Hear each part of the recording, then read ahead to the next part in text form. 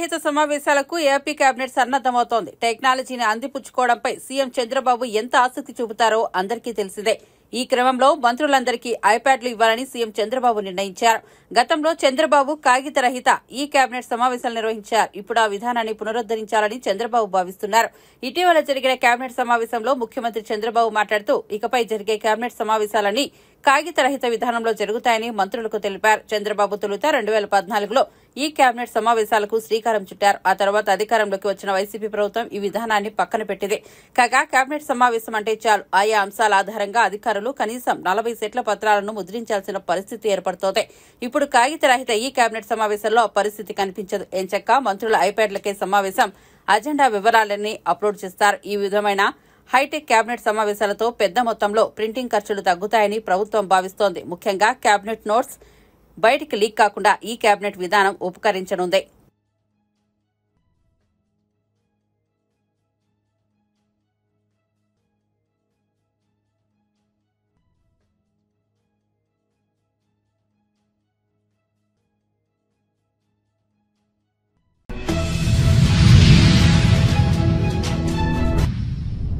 రంగారెడ్డి జిల్లా joint collector MV Bhupal Reddy 8 లక్షల లంచం తీసుకుంటూ రెడ్ హ్యాండెడ్ గా దొరికిపోయారు. జాయింట్ కలెక్టర్ ఎంవీ భూపాల్ రెడ్డితో పాటు senior assistant Y Madan Mohan రెడ్డిని లంచం వ్యవహారంలో వలపన్ని అరెస్టు చేసినట్లు ఏసీబీ డైరెక్టర్ సివి ఆనంద్ వెల్లడించారు. ధరణి పోర్టల్లోని నిషేధిత భూముల జాబితా నుంచి 14 కుంటల భూమిని తొలగించడానికి వారు 8 లక్షల లంచం తీసుకుంటుండగా ఏసీబీ అధికారులు పక్కా సమాచారంతో దాడి చేసి జాయింట్ కలెక్టర్ భూపాల్ రెడ్డిని సీనియర్ అసిస్టెంట్ మదన్ మోహన్ రెడ్డిని అదుపులోకి తీసుకున్నారు. వారిద్దరూ పట్టుబడకుండా లంచం తీసుకోవడానికి అనేక జాగ్రత్తలు తీసుకున్నారని, కానీ వారి ఎత్తుగడలను తాము చిత్తు చేశామని ఏసీబీ డైరెక్టర్ సివి ఆనంద్ తెలిపారు.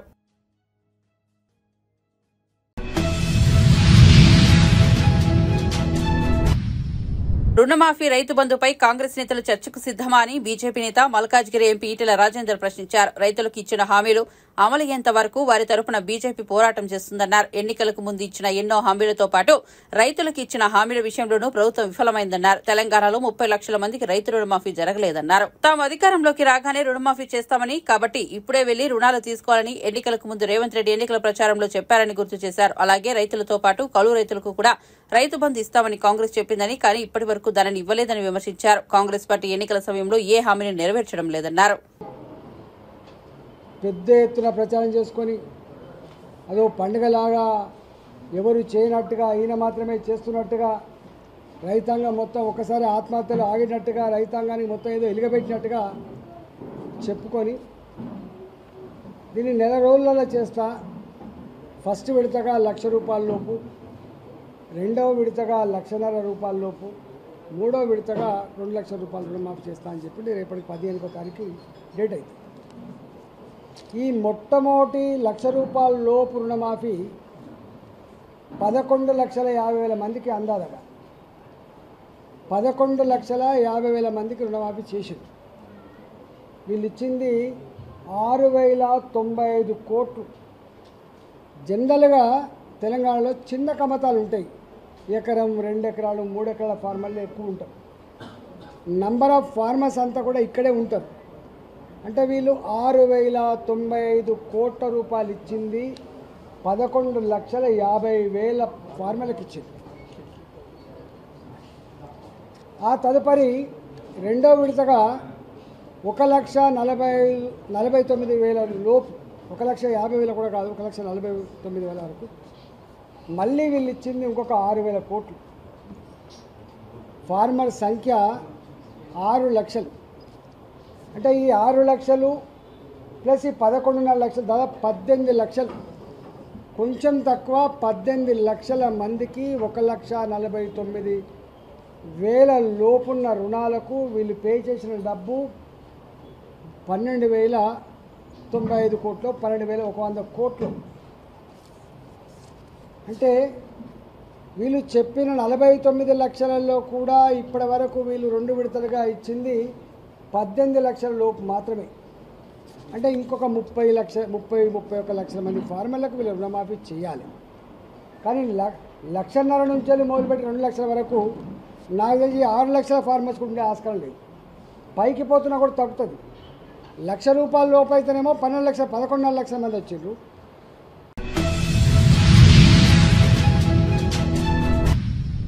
కమిషన్ల కోసం ప్రాజెక్టులకు పేర్లు మార్చి రీడిజైన్ చేశారని అన్నారు మంత్రి ఉత్తమ్ కుమార్ రెడ్డి. కాంగ్రెస్ చేపట్టిన రాజీవ్, ఇందిరా ఎత్తిపోతలకు సుంకిసిలుగా పేరు మార్చి రీడిజైన్ చేశారని చెప్పారు. రాజీవ్, ఇందిరా ప్రాజెక్టులతో 2,000 కోట్లతో 6 లక్షల ఎకరాలకు నీళ్లు వచ్చేవన్నారు. 19,000 కోట్లతో సీతారామ నిర్మించారని, కమిషన్ల కకృతితో సీతారామ ఎస్టిమేషన్ను పెంచారని ఆరోపించారు ఉత్తమ్. ముఖ్యమంత్రి గారి ద్వారా సీతారామ లిఫ్ట్ ఇరిగేషన్ ప్రాజెక్టు పంపుల స్విచ్ ఆన్ కార్యక్రమం ఏర్పాటు చేసుకుని ముందుకు పోతున్నాం. మరో విషయం నేను మీకు మనవి చేస్తున్నా, ఈ ప్రాజెక్ట్ విషయంలో కొంత బ్యాక్గ్రౌండ్, కొంత పూర్వ వివరాలు కూడా తెలియజేయాలనుకుంటున్నా. ఎందుకంటే టిఆర్ఎస్ పార్టీ పెద్దలు వాళ్ళ హ్యాంలో ఇరిగేషన్ శాఖ అని, ఇరిగేషన్ ప్రాజెక్ట్ ని నాశనం చేయడమే కాకుండా మేము దాన్ని సరి చేయడానికి ప్రయత్నం చేస్తుంటే ప్రజల్లో ఒక గోబెల్స్ ప్రచారం తీసుకుపోయే నిరంతర ప్రయత్నం. నేను మళ్ళీ చెప్తున్నాను, సీతారామ లిఫ్ట్ ఇరిగేషన్ ప్రాజెక్టు 15వ తారీఖున స్వాతంత్ర దిన సందర్భంగా ముఖ్యమంత్రి రేవంత్ రెడ్డి గారి ద్వారా అక్కడ 3 పంపులు కూడా ఆన్ చేయబోతున్నాము. మేము ఈ ప్రాజెక్ట్ ని 15th ఆగస్ట్ 2026 కి పూర్తి స్థాయిలో కంప్లీట్ చేయబోతున్నాము. ఇది మా ప్లాన్. నేను మొదటి నుంచి కూడా ఇదే ఫిగర్స్, ఇదే విషయాలు మాట్లాడుతున్నాను. మేము డిసెంబర్ 7th 2023న ప్రమాణ స్వీకారం చేసాం.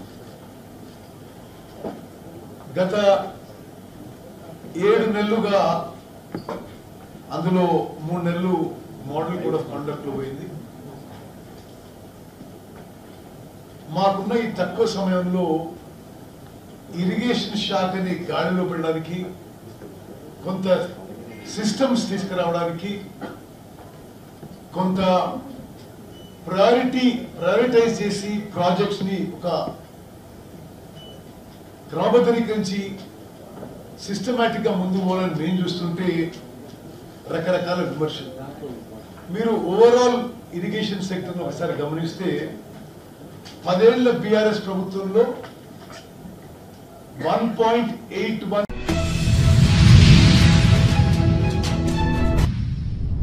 బీజేపీ ఎమ్మెల్యేల బృందం కూలిన పంప్ హౌస్ రిటైనింగ్ వాళ్లను పరిశీలించింది. కూలిపోవడానికి గల కారణాలను అధికారులను అడిగి తెలుసుకుంది. సుంకిసాల ఘటన జరిగి 12 రోజులు అవుతున్నా ప్రభుత్వం ఎందుకు గోప్యంగా ఉంచిందని బీజేపీ శాసనసభాపక్ష నేత ఏలేటి మహేశ్వర్ రెడ్డి ప్రశ్నించారు. గుత్తేదారుని కాపాడుకోవడం కోసమేనా అని ప్రశ్నించారు. అధికారుల అనుమతి లేకుండా గుత్తేదారు టన్నెల్ ఓపెన్ చేశారని, దీనికి ఎవరు బాధ్యత వహిస్తారన్నారు. అతి చిన్న నష్టం జరిగిందని మంత్రులు చెబుతున్నారని, ఎలాంటి నివేదిక రాకుండానే అతి చిన్న నష్టం వాటిల్లిందని ఎలా చెప్పగలరన్నారు. షిఫ్ట్ బంద్ కావడం వల్ల వందలాది ప్రాణాలు కాపాడుకోగలమన్నారు. లేకపోతే వందలాది మంది ప్రాణాలు కోల్పోయేవారని వాపోయారు. మెగా కంపెనీ నాసిరకం పనులు చేస్తుందని ముఖ్యమంత్రి కాకముందు రేవంత్ రెడ్డి అనేకసార్లు ఆరోపించి ఇప్పుడు మెగా కంపెనీకి ప్రాజెక్టులు కట్టబెడుతున్నారని విమర్శించారు. సంఘటన ఈ రోజుకి 12 రోజులు అవుతున్నది. సోషల్ మీడియాలో వచ్చే వరకు 8 రోజుల పాటు ఎందుకు గోప్యంగా ఉంచారని చెప్పేసి ప్రభుత్వాన్ని అడుగుతున్నాం. కేవలం కాంట్రాక్టర్ మెగా కృష్ణారెడ్డిని కాపాడుకోవడం కోసమా, ఆయన తప్పిదాలను వెనుక వేసుకురావడం కోసమా, ఇది తెలుసుకోవాల్సినటువంటి అవసరం ఉన్నది. సుగ్గిసాల సంఘటన గతంలో 2009లో అంతకుముందు కోట్ల విజయభాస్కర్ రెడ్డి గారు 300 కోట్లతో నిర్మాణం చేయాల్సినటువంటి ఈ సుంకిసాల మరి 2021లో దాన్ని 1500 కోట్ల రూపాయలతోటి దానికి అనుగుణంగా మళ్ళీ వ్యయం మార్చి 2215 కోట్ల రూపాయలకు అంచనాలు పెంచుకొని మరి టెండర్ ద్వారా సంపాదించాలని చెప్తున్నటువంటి మెగా కృష్ణారెడ్డి గారు ఈరోజు మరి ఎవరి పర్మిషన్ తోటి మీరు ఆ టన్నెల్ ఓపెన్ చేశారని చెప్పేసి అడుగుతా ఉన్నాం. ఇక్కడ అధికారులను అడిగితే మాకు తెలియదు, మా పర్మిషన్ లేకుండానే టన్నెల్ ఓపెన్ చేయడం వల్ల కూలిపోయిందని చెప్పి మీరు చెప్తా ఉన్నాం. నేను ఒకటే అడుగుతా ఉన్నాను, ఈపీసీ సిస్టంలో మీరు ఇష్టానుసారంగా ఓపెన్ చేసుకోవచ్చు, కానీ మరి టెండర్ సిస్టంలో అధికారుల పర్మిషన్ లేకుండా ఎట్టి పరిస్థితుల్లో కూడా మీరు ఓపెన్ చేసే అధికారం మీకు లేనప్పటికీ, పూర్తిగా మీ తప్పిదమైనప్పటికీ మీరు ఎందుకోసం ఈ టనెల్ని ఓపెన్ చేశారు, దీనికి బాధ్యత ఎవరు వహిస్తారని చెప్పేసి నేను ప్రశ్నిస్తున్నా. అంతేకాకుండా water board, Hyderabad metropolitan water works sewerage company board వాళ్ళు ప్రాథమికంగా ఇది మెగా కంపెనీ తప్పిదమని చెప్పేసి వారు చెప్పడం జరిగింది. దాంతో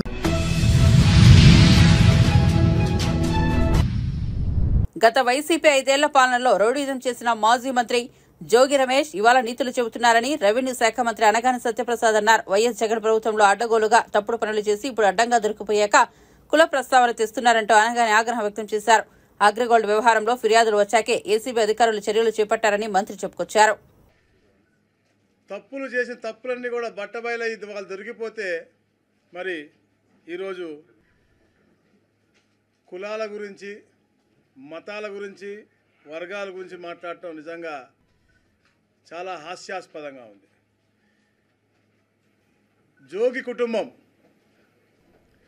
ఏనాడు కూడా బడుగు బలహీన వర్గాలకి మేలు చేసినటువంటి కుటుంబం కాదు.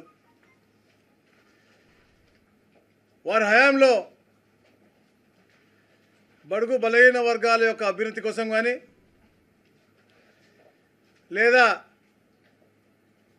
వారిలో ఒక చైతన్యం నింపుకొచ్చి వారికి మెరుగైన జీవన పరిమాణం ఇవ్వాలని చెప్పి కానీ ఎప్పుడు ఆలోచన చేయకుండా కేవలం వాళ్ళ కుటుంబం బాగుపడాలి, అడ్డదారులైనా డబ్బులు సంపాదించాలనే లక్ష్యంతోనే ఈ యొక్క అంబాపురంలో ఉన్నటువంటి ఒక్క స్కామ్, ఇలాంటి స్కామ్లు ఎన్నో చేశారని వస్తున్నాయి, వెలుగులోకి వస్తూ ఉన్న అన్నిటిపైన కూడా ప్రత్యేక శ్రద్ధ పెట్టి అధ్యయనం చేసి పూర్తిగా విచారణ చేసిన తర్వాతనే యాక్షన్ తీసుకోవడం జరిగింది. ఉదయాన్నే ఆయన మాట్లాడుతూ నోటికి వచ్చినాడు అంటే ఇంకా కూడా అబద్ధాలు, ఎందుకంటే అబద్ధాల పునాదిలో పుట్టినటువంటి పార్టీ కాబట్టి, ఆ ట్రైనింగ్ అయినటువంటి పార్టీ కాబట్టి అసలు ఎక్కడ కూడా ఏం చేయలేదు నిరూపిస్తారా అడుగుతారు. తప్పకుండా చర్చకు ఎక్కడికైనా కూడా, ఎందుకంటే ఆల్రెడీ మా అధికారులందరూ కూడా మీతో చర్చించే కేసు పెట్టడం జరిగింది. ఏదైతే ఒక అగ్రిగోల్డ్ యజమాని పెట్టే కేసు మీద అవ్వచ్చు, డబుల్ రిజిస్ట్రేషన్ అవ్వచ్చు, మీరు చేసుకున్నటువంటి రాటిఫికేషన్ డీడ్ మీద ఉన్నటువంటి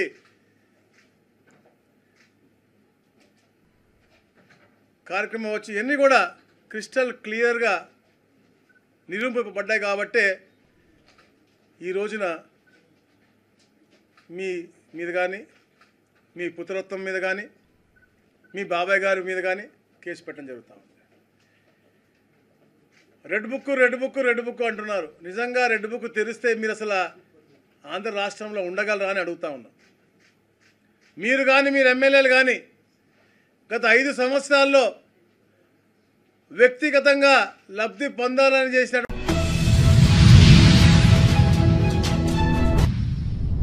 అంబాపురం అగ్రిగోల్డ్ వ్యవహారంలో ఏసీబీ అధికారులు మాజీ మంత్రి జోగి రమేష్ తనయుడు జోగి రాజీవ్ను అరెస్ట్ చేసిన సంగతి తెలిసిందే. ఈ కేసుకు సంబంధించి ఏసీబీ అదనపు ఎస్పీ సౌమ్యలత మీడియా సమావేశం నిర్వహించారు. ఈ సందర్భంగా ఆమె మాట్లాడుతూ అగ్రిగోల్డ్ భూముల వ్యవహారంలో జోగి రమేష్ పాత్ర ఉన్నట్టు నిర్ధారణ అయితే ఆయనపైన కేసు నమోదు చేస్తామని స్పష్టం చేశారు.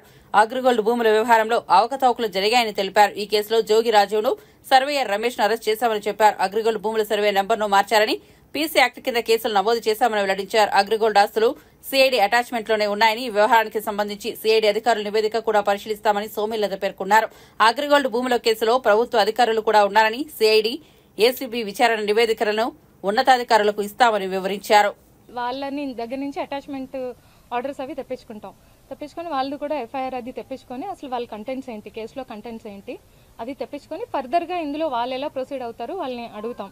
అడిగి వాళ్ళు ఏమైనా అంటే డీజీ గారు పర్మిషన్తో ఏమైనా క్లబ్ చేస్తారా, లేకపోతే ఫర్దర్గా ఏంటి అనేది సుపీరియర్స్ పర్మిషన్ తీసుకునే వెళ్తాం. అందులోని ఇంకొకటి ఏంటంటే యాక్చువల్గా వాళ్ళు దేని మీద రిజిస్టర్ చేశారు, వాళ్ళ ఇంగ్రీడియంట్స్ ఏంటి, మేము రిజిస్టర్ చేసింది వాళ్ళు రిజిస్టర్ చేసింది ఒకటేనా వెరిఫై చేసుకోవాలి ముందు. యాక్చువల్గా మేము కట్టిన కేసులో ఇనీషియల్గా యాజ్ పర్ ఎంక్వైరీ రిపోర్ట్ 5 నిందితులు. ప్రస్తుతానికి 2 అరెస్ట్ చేసాము, అది కూడా ముందు ఫర్దర్గా చెప్తాం. 8 మంది పేర్లు బయటకు వచ్చారు. రూరల్ ఎంఆర్ఓ, రూరల్ అంటే మీరు పేర్లు వచ్చాయి అంటే ఎలా వచ్చాయో నాకు తెలియదు. మా ఎఫ్ఐఆర్లో అయితే 5. మేమైతే ఇనీషియల్గా మా ఎఫ్ఐఆర్లో అయితే 5 పేర్లే ఉన్నాయి. మేము ఫర్దర్గా ఇన్వెస్టిగేషన్ బట్టి ఎవరెవరు ఇంక్లూడ్ అవుతారో అందరినీ ఇంక్లూడ్ చేస్తాం. అంటే యాక్చువల్గా ఫర్ ఇన్వెస్టిగేషన్ పర్పస్ పిలిపించాము. ఎవరైతే కేసులో అక్యూజ్డ్గా సైట్ అవుతారో అందరినీ ఫర్దర్గా యాజ్ పర్ ప్రొసీజర్ అరెస్ట్ చేస్తాం. అంటే ఫర్దర్ ఇన్వెస్టిగేషన్లో ఆయన పాత్ర ఉంది అంటే ఉంటుంది, ఆయన పాత్ర లేకపోతే ఆయన్ని ఇంక్లూడ్ చేయం.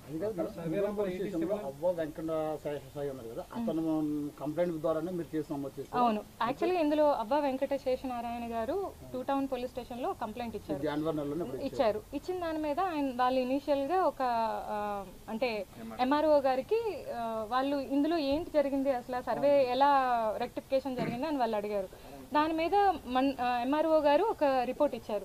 ఆ రిపోర్ట్ని మాకు ఇందులో ఎంఆర్ఓ గారు ఇచ్చిన రిపోర్ట్లో వీళ్ళందరూ ఇన్వాల్వ్మెంట్ ఉంది, వీళ్ళందరూ పబ్లిక్ సర్వెంట్స్ కాబట్టి ఏసీబీ డీల్ చేస్తే ఎంక్వైరీ చేసి డీల్ చేస్తే ఫర్దర్గా ఉంటుంది. సబ్మిట్ చేస్తారు. బీఆర్ఎస్ హయాంలో సీతారామ కాలువలకు భూసేకరణ కూడా చేయలేదన్నారు ఉత్తమ్. సీడబ్ల్యూసీ పర్మిషన్ తామే తెచ్చామని కేటీఆర్ చెబుతున్నాడు. కానీ ఈ రోజు వరకు సీడబ్ల్యూసీ పర్మిషన్ పూర్తి స్థాయిలో రాలేదన్నారు. బీఆర్ఎస్వి అన్ని అబద్దపు ప్రచారాలేనని విమర్శించారు. కాంగ్రెస్ ప్రభుత్వం వచ్చాక సీతారామ ప్రాజెక్టు పనులను వేగవంతం చేశామన్నారు.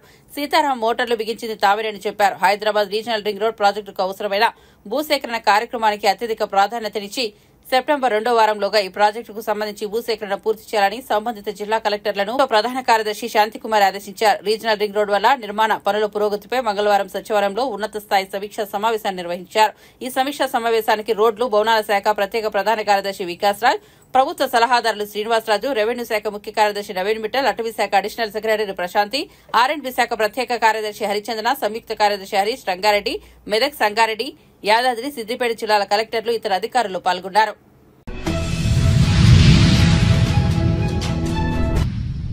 ముఖ్యమంత్రి రేవంత్ రెడ్డి బృందం అమెరికా పర్యటనలపై బీఆర్ఎస్ దుష్ప్రచారం చేస్తోందని కాంగ్రెస్ నేతలు మండిపడ్డారు. అక్రమంగా సంపాదించిన సొమ్ముతో సోషల్ మీడియాలను పెంచి పోషిస్తున్నారని భువనగిరి ఎంపీ చామల కిరణ్ కుమార్ రెడ్డి ఆరోపించారు. ప్రజాస్వామ్యయుతంగా కొనసాగుతున్న కాంగ్రెస్ సర్కార్పై విమర్శలు చేయడం మాని సహకరించాలని పీసీసీ అధికార ప్రతినిధి జ్ఞానసుందర్ బీఆర్ఎస్ నేతలకు విజ్ఞప్తి చేశారు. రాష్ట్రం కోసం చిత్తశుద్దితో పనిచేస్తున్న సీఎంపై గులాబీ నేతలు సామాజిక మీడియా వేదికగా బురద చల్లే ప్రయత్నాలు చేస్తున్నారని వేములవాడ ఎమ్మెల్యే ప్రభుత్వ విప్ ఆది శ్రీనివాస్ ధ్వజమెత్తారు.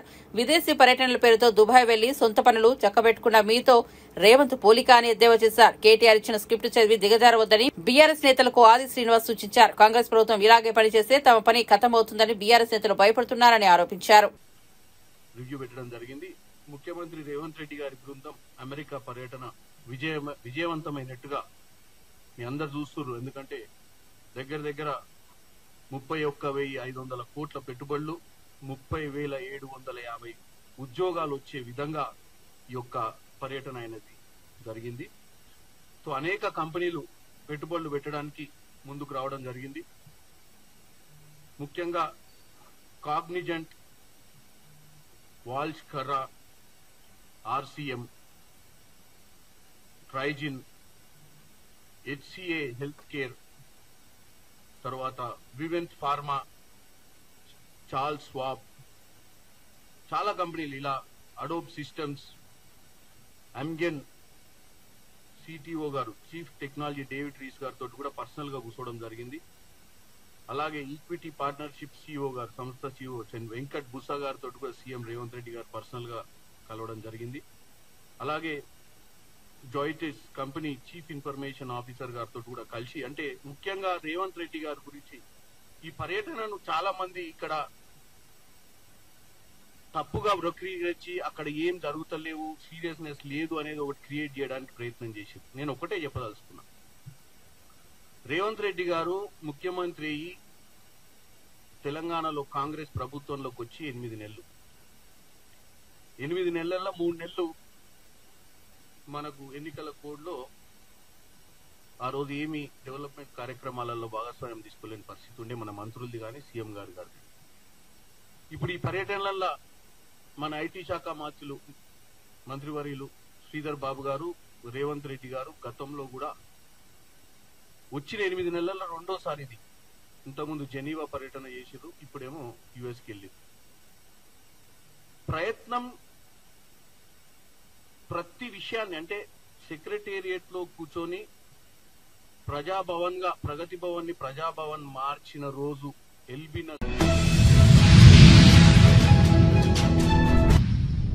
తిరుమల శ్రీవారిని సినీ నటి జాన్వీ కపూర్ దర్శించుకున్నారు. మంగళవారం వీఐపీ ప్రారంభ విరామ దర్శన సమయంలో ఆమె స్వామివారి సేవలో పాల్గొన్నారు. టీటీడీ అధికారులు జాన్వీకి స్వాగతం పలికి దర్శన ఏర్పాట్లు చేశారు. దర్శనం అనంతరం జాన్వీకి రంగనాయకుల మండపంలో పండితులు ఆశీర్వచనం చేసి స్వామివారి తీర్థ ప్రసాదాలను అందజేశారు.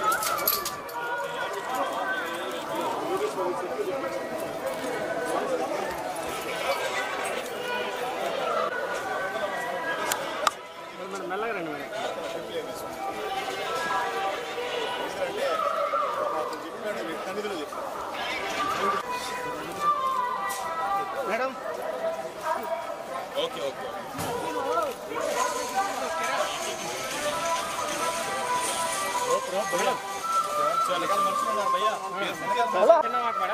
తెలుగులో చాలా రోజుల తర్వాత సినిమా తీసుకున్నారు. ఒక్క మాట మేడం. అన్నా నువ్వు ఆరగరానా? నా ఆరగరానా? कुछ तो बात करो मैडम प्लीज. नहीं बात करेगा भैया. गेट में निकल साइड आया तो हमें फोटो लेके चलता है.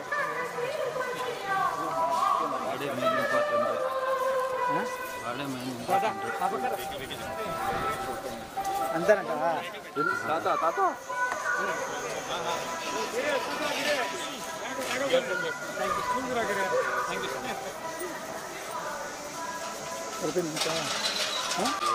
निकल व्हीकल अंदर. चलो चलो चलो चलो गाड़ी गाड़ी गाड़ी गाड़ी गाड़ी गाड़ी आते हैं ना. साइड आ साइड आ जा.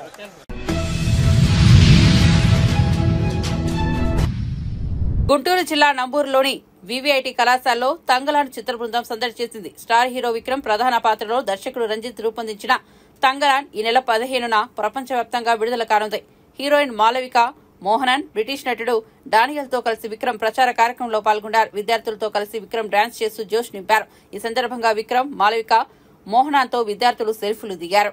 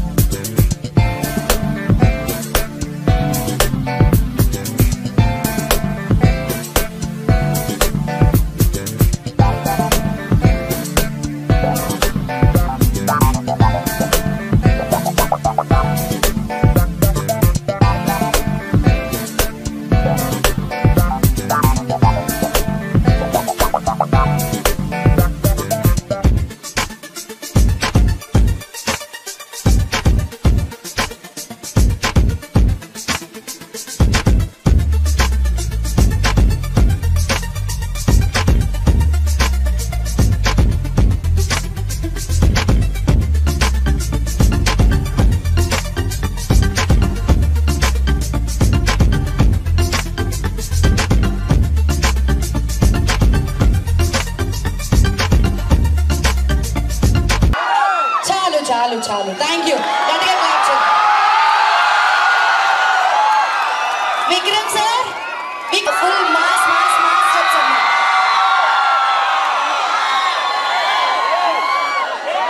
Okay okay okay okay me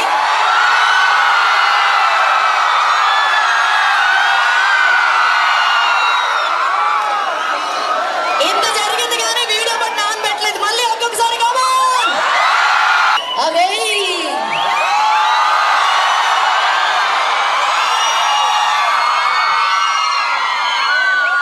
thank you Gayatri for the wonderful sketch.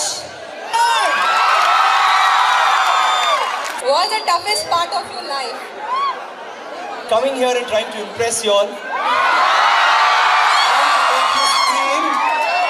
Trying to make you love us and accept us. Thank you very much. Toughest is every role. Every role is Janmam Kamala. My first time here and what energy, man! So much energy and so much love for us and for the one and only Jian Vikram.